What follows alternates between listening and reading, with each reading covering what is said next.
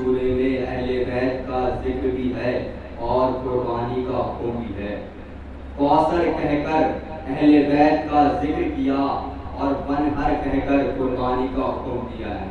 چونکہ سورہ کوثر کے معنی اور مفہوم پر کئی بار بحث ہوتی ہے۔ کچھ لوگوں نے لکھا کوثر سے مراد حوض کوثر ہے، کچھ نے لکھا کوثر سے مراد نسل کثیر ہے، کچھ نے لکھا کوثر سے مراد امت ہے، کچھ نے لکھا کوثر سے مراد شریعت ہے۔ ہر لوگوں نے الگ الگ کوثر کے معنی تحریر کیے ہیں، لیکن ایک بات تو صاف ہے کہ کوثر ہے ابتر کا جواب، کوثر ہے ابتر کا جواب۔ چونکہ مشرکین مکہ نے رسول خدا کو کوثر کہا تھا تو مشرکین مکہ نے رسول خدا کو ابتر کہا تھا، تو اللہ نے کہا انا اعطینا الکوثر، ہم نے آپ کو کوثر عطا کیا، ہم نے آپ کو کوثر عطا کیا۔ تو ہمیں دیکھیں کہ ابتر کے کیا معنی ہے۔ ابتر کے 3 معنی تحریر ہیں۔ پہلا ابتر کا معنی کہ جس کی نسل منقطع ہو گئی ہو اسے ابتر کہتے ہیں۔ اگر ابتر کے معنی ہے کہ جس کی نسل منقطع ہو گئی ہو، اگر اسے ابتر کہتے ہیں تو ماننا پڑے گا کوثر سے مراد ہے نسل کثیر، کہ جس کی نسل تا قیامت تک رہے گی۔ صلوات بھیجو محمد صلی اللہ علیہ وسلم۔ دوسرے ابتر کے معنی ہے کہ جس کا عقب نہ ہو، یعنی جس کے پیچھے کوئی آنے والا نہ ہو۔ چونکہ مشرکین مکہ یہ سوچ کے خوش ہو رہے تھے کہ رسول کا کوئی جانشین نہیں ہے، رسول کی کوئی اولاد ہی نہیں ہے، جب رسول اس دنیا سے چلے جائیں گے تو ہم واپس اپنے پرانے والے دین کی طرف پلٹ جائیں گے۔ یہ سوچ کے خوش ہو رہے تھے کہ رسول واپس چلے جائیں گے تب ہم پرانے والے دین کی طرف چلے جائیں گے۔ تو اللہ نے اس کا جواب قرآن میں دیا۔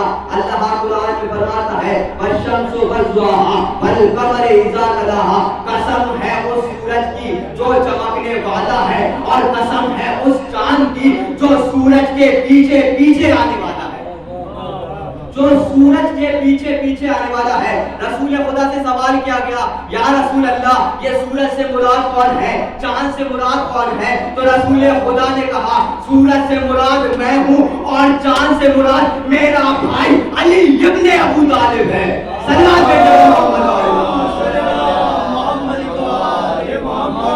چاند سے مراد میرا بھائی علی ابن ابو طالب ہے۔ تو رسول کون ہے؟ شمس رسالت۔ علی کون ہے؟ قمر امامت۔ خدا برا کرے مفسرین کا یہ کہتا ہے کہ سورج کی اپنی روشنی ہوتی ہے اور چاند کی اپنی روشنی نہیں ہوتی۔ سورج کی اپنی روشنی ہوتی ہے، چاند کی روشنی نہیں ہوتی۔ جب سورج کی روشنی چاند پر پڑتی ہے تب چمکتا ہے چاند۔ یہ بتانا یہ چاہ رہا ہے کہ سورج کا مرتبہ زیادہ ہے، چاند کی اہمیت کم ہے۔ یہ مولا علی کو کم بتانا چاہتا ہے، رسول کی اہمیت زیادہ ہے، علی کا مرتبہ کم ہے، علی کا مرتبہ کم بتا رہا ہے۔ تو اللہ نے کہا ہم نے رسول کو سورج کہا، علی کو چاند کہا، دونوں میں فرق پیدا نہ کر ہم نے چاند کا معجزہ نبی کے حصے میں رکھا اور سورج کا معجزہ علی کے حصے میں رکھا۔ صلوات بھیجو محمد علی محمد۔ اب چاند کو 2 حصوں میں تقسیم نبی کریں گے، سورج کو واپس علی بلائیں گے، سورج کو واپس علی پلٹائیں گے۔ آپ نے حدیث کے ساتھ سنی ہوگی، رسول خدا جناب فاطمہ زہرا کے گھر آئے، کہا بیٹی میں اپنے بدن میں ذوق محسوس کر رہا ہوں، مجھے چادر لا کے اڑا دو۔ بیوی نے چادر اڑائی، بیوی فرماتی ہے کان البدر فی لیلتہ تمامہ و کمالہ، بیوی فرماتی ہے کہ میں نے اپنے بابا کا چہرہ دیکھا، میرے بابا کا چہرہ ایسے چمک رہا تھا جیسے 14ویں رات کا چاند۔ کچھ سمجھ میں آیا؟ جیسے 14ویں رات کا چاند۔ رسول ہے تو سورج، لیکن اگر چادر اوڑھ لے تو چاند نظر آئے، اب آئیے ادھر شب ہجرت میں رسول ہجرت کر گئے اور علی نبی کے بستر پر سو گئے.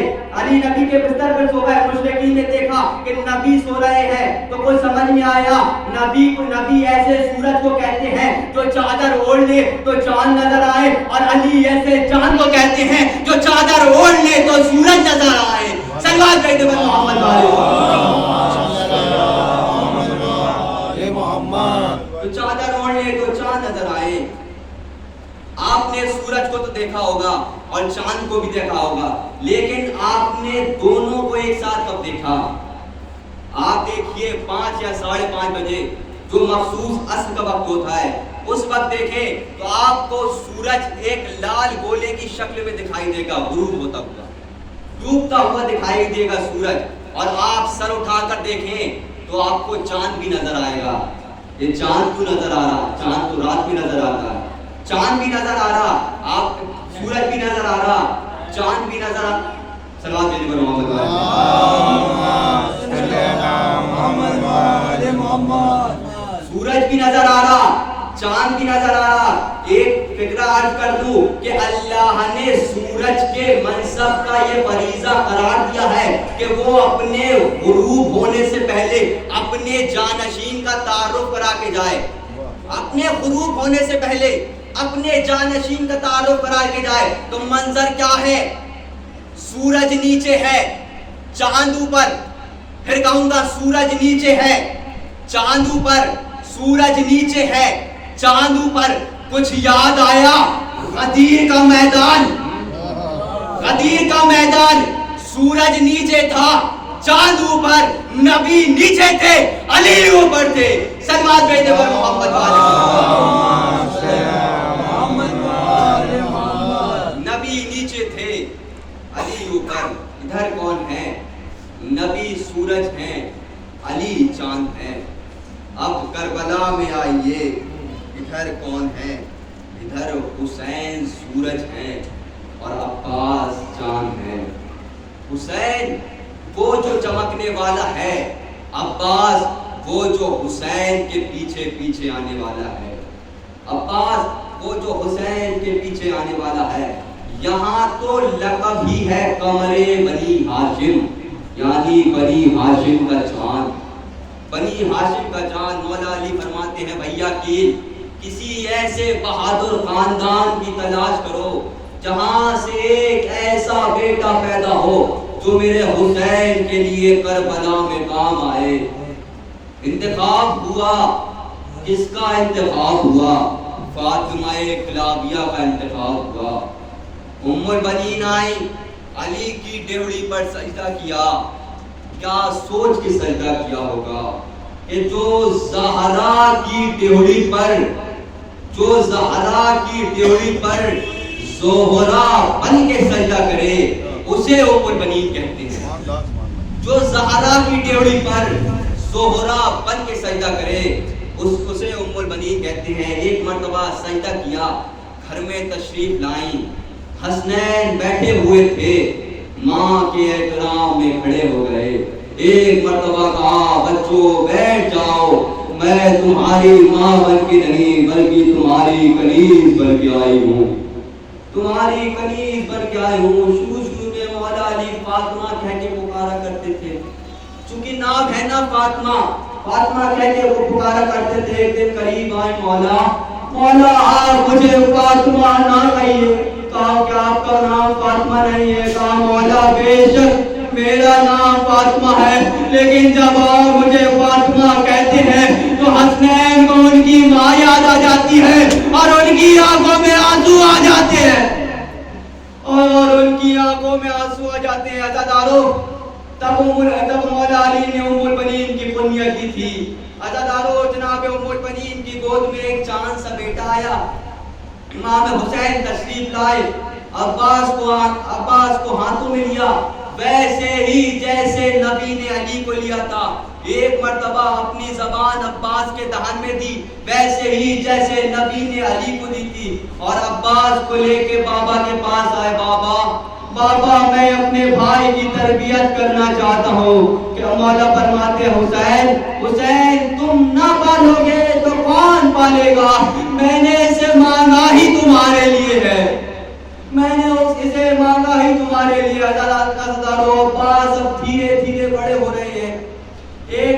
والا کہتے ہیں عباس تم بھی علی کے بیٹے، میں بھی علی کا بیٹا، عباس تمہارے بابا بھی علی، میرے بابا بھی علی، عباس تم مجھے بھائی کیوں نہیں کہتے؟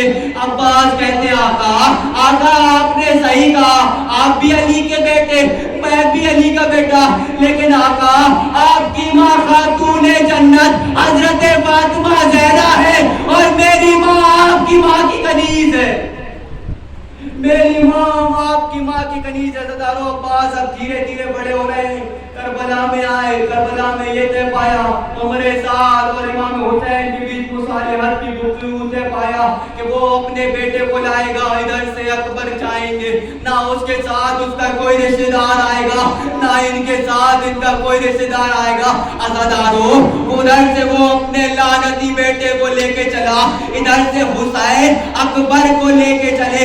ایک مرتبہ کچھ دور پہنچے تھے تو حسین کو محسوس ہوا کہ کوئی دوڑا چلا آ رہا ہے، ایک مرتبہ رکے، دیکھا عباس دوڑتے ہوئے چلے آ رہے ہیں۔ عزادارو ذرا سوچو، حسین گھوڑے پہ، اکبر گھوڑے پہ، عباس دوڑتے چلے آ رہے ہیں۔ ایک مرتبہ قریب آئے، امام فرماتے ہیں عباس کیا تمہیں نہیں معلوم تھا، کیا تمہیں نہیں معلوم تھا کہ ہمارے ساتھ کوئی رشتہ دار نہیں آئے گا، نہ اس کے ساتھ اس کا کوئی رشتہ دار آئے گا، نہ میرے ساتھ میرا رشتہ دار آئے گا، عباس تو پھر کیوں آ رہے ہو؟ آقا آپ غور سے دیکھیے، آقا آپ غور سے دیکھیے، اس کے ساتھ اس کا غلام بھی تو آ رہا ہے، اس کے ساتھ اس کا غلام بھی تو آ رہا ہے۔ عزادارو آلو محمد کے لاشیں آ گئے، قاسم کے ٹکڑے امام چن کے آ گئے، حبیب کا لاشا آ گیا۔ عزادارو ایک مرتبہ عباس امام کے خیمے میں تشریف لائے، آقا مجھے بھی اجازت دے دیجئے، آقا مجھے بھی اجازت دے دیجئے۔ ایک مرتبہ امام کہتے ہیں عباس تم جانتے نہیں ہو، تم تو میرے لشکر کے علمدار ہو، تم تو میرے لشکر کا علمدار ہو۔ ایک مرتبہ عباس نے دائیں طرف دیکھا، بائیں طرف دیکھا، ایک مرتبہ کہتے ہیں آقا وہ لشکر کہاں جس کا میں علمدار ہوں، آقا وہ لشکر کہاں جس کا میں علمدار ہوں۔ کہا بال اچھا ٹھیک ہے، جاؤ پانی کی سبیل کرو، جنگ نہیں لڑنا، پانی کی سبیل کرو۔ ایک مرتبہ عباس خیمے میں آئے، سکینہ نے دامن تھام لیا، کہا چاچا میں بہت پیاسی ہوں، چاچا میں بہت پیاسی ہوں۔ ایک مرتبہ عباس کہتے ہیں سکینہ اپنا مشکیزہ لے کے آؤ، سکینہ نے مشکیزہ دیا۔ ایک مرتبہ عباس نے مشکیزہ لیا، سب سے رخصت ہوئے، آخر میں جناب زینب کے پاس آئے، جناب زینب کہتی ہے بھیا جا رہے ہو؟